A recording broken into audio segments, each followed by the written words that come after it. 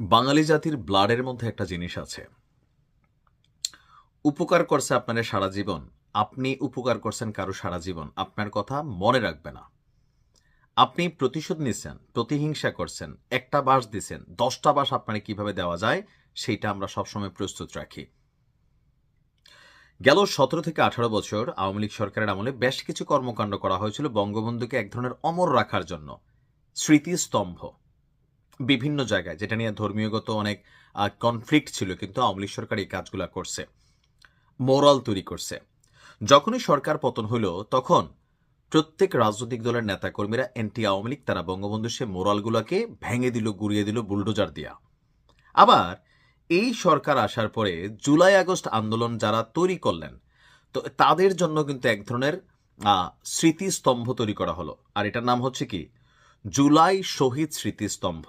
আপনি নিশ্চিত থাকতে পারেন অদূর ভবিষ্যতে বাংলাদেশে কখনো আওয়ামী লীগ আসলে সর্বপ্রথম তারা এই স্মৃতিস্তম্ভগুলো গুড়াই দিবে। কারণ বঙ্গবন্ধুরটা গুড়ানো হয়েছে, ভবিষ্যতে তাদেরটা গুড়াবে, অথবা জিয়াউর রহমানেরটা গুড়াবে। মানে যে যে দলকে আপনারা গুড়াইছেন, এটা বাঙালি হিসেবে আমাদের মধ্যে আছে।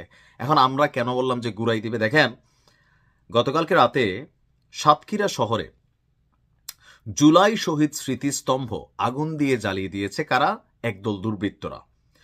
গত রাতের বেলা এই ঘটনার একটা ভিডিও সামাজিক যোগাযোগ মাধ্যমে ছড়িয়ে পড়ে। এ নিয়ে ক্ষোভ প্রকাশ করেছে বৈষম্য বিরোধী ছাত্র আন্দোলন।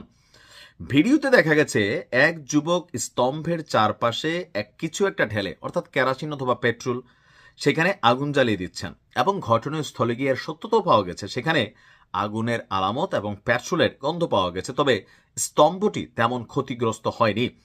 স্থানীয়রা বলছেন যে প্রশাসনের নাকের ডগায় আগুনের এমন ঘটনার পরও কাউকে শনাক্ত করতে না পারার ব্যর্থতার দায় পুলিশকে নিতে হবে।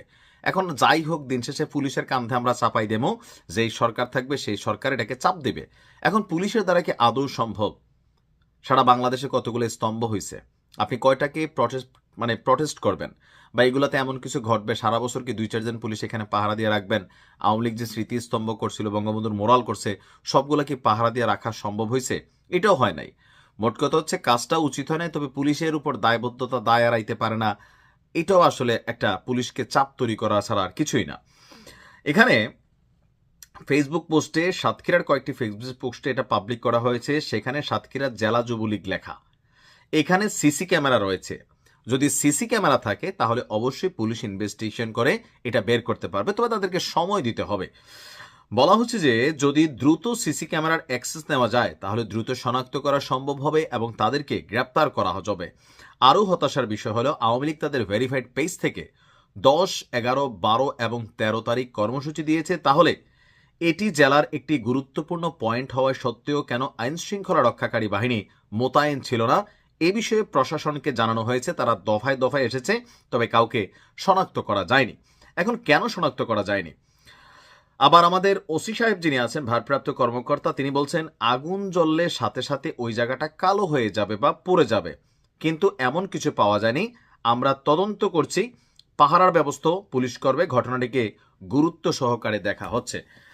বাংলাদেশে যে পরিমাণ সরকারি বা এরকম গুরুত্বপূর্ণ স্থাপনা আছে, পুলিশ সদস্য সংখ্যা কয়জন? আবার আওয়ামী লীগ এখন যখন মাঠে নামতেছে, তারা কিন্তু এখন গুপ্ত অ্যাক্টিভিটিস করবে, তো সেখানে পুলিশ সদস্যরকে নিরাপদ?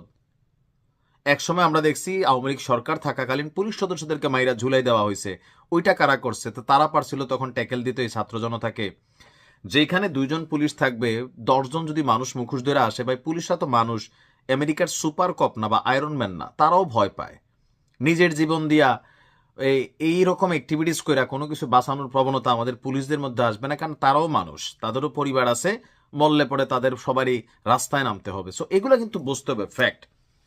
বাট ওই যে প্রথম দিকে বললাম, এই যে ঘৃণার খেলা, এটা কিন্তু এই দেশে চলমান থাকবে, এটা বন্ধ হবে না। যার কারণে আমরা 5ই আগস্ট পরবর্তী সবসময় বলছি, আপনি একটা মানুষ অন্যায় করছে, আপনি যদি তার উপরে প্রতিশোধ নেন, এই প্রতিশোধ আবার আপনার উপর ঘিরে আসবে। কারণ যে অন্যায় করছে তার কাছে তো অন্যায় মনে হচ্ছে না।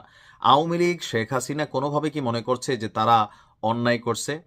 তাদের বক্তব্য তারা সঠিক ছিল, তাদের উপর জুলুম করা হয়েছে। সরকার পতনের জন্য জামাত ইসলাম ম্যাটিকুলাস ডিজাইন করছিল, এনসিপি সেটা সমর্থন করছিল, এদের মাধ্যমে এই কাজ করেছে। সুতরাং শেখ হাসিনা বিচার করবে।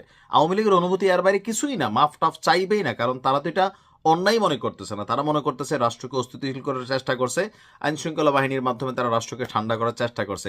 সো কনসেপ্টই যার এটা, আপনি কিভাবে কি করবেন? এরপর যখন বঙ্গবন্ধুর মোরালগুলো ভাঙা হয়েছে, তো আওয়ামী লীগের নেতাদের অন্তরে বা যারা কর্মী আছেন প্রত্যেকের অন্তরে খারাপ তো লাগছে, কারণ তাদের তো তিনি নেতা। তা আজকে তাদেরটা ভাঙছেন, এখন গোপনে ভাঙতেছে, আগামীতে কখনো রাজনীতির সুদিন আসলে প্রকাশ্যে এগুলাকে ভাঙবে, সেলিব্রেশন করবে, তখন আপনাদের খারাপ লাগবে। এই যে ঘৃণা ছড়াছড়ির খেলা, এটা আসলে এই দেশে আর আমরা বন্ধ করতে পারলাম না। আমরা কপাল পোড়া জাতি, তো এগুলাই আমাদেরকে দেখতে হবে। বাট এগুলা বন্ধ হবে কিভাবে? কারা বন্ধ করবেন? আসসালামু আলাইকুম।